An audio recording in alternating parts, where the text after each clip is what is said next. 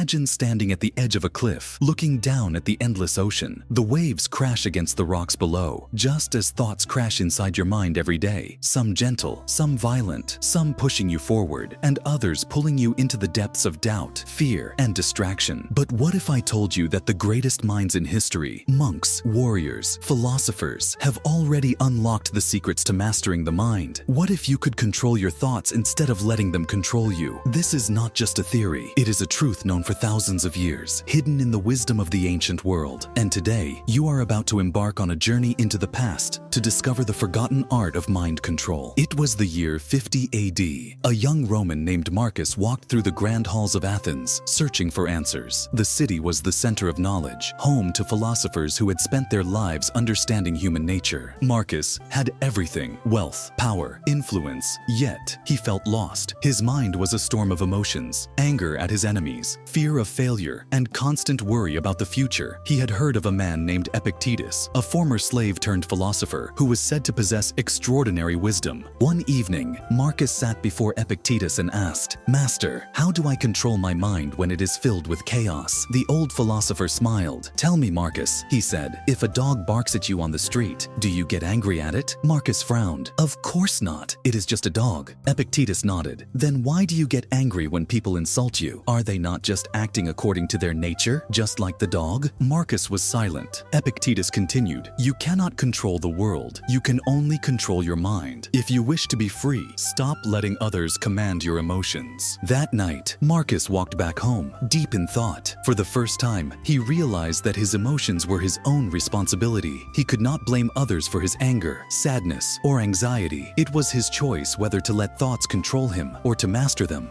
Centuries later, on the other side of the world, a young warrior named Kenji stood before his master, Musashi, the greatest samurai of his time. Kenji had lost his first duel. He had been fast, strong, and skilled, yet his opponent had outmaneuvered him. "Why did I lose?" he asked his master. Musashi looked at him and said, "Because you were not in the present." Kenji was confused. "I was right there. I was fighting with all my strength." Musashi shook his head. "Your body was there, but your mind was in the past and the future. You feared losing. You worried about what people would say. You regretted your mistakes. A true warrior fights only in the present moment. Nothing else exists." Musashi took a deep breath and continued, "The mind is like water. When it is still, it reflects everything clearly. But if you throw a stone into it, it ripples, distorting reality. If you can calm your mind, you can see the truth. And the truth is that victory is only possible when you fully exist in the now." Kenji trained for years, learning to silence his fears,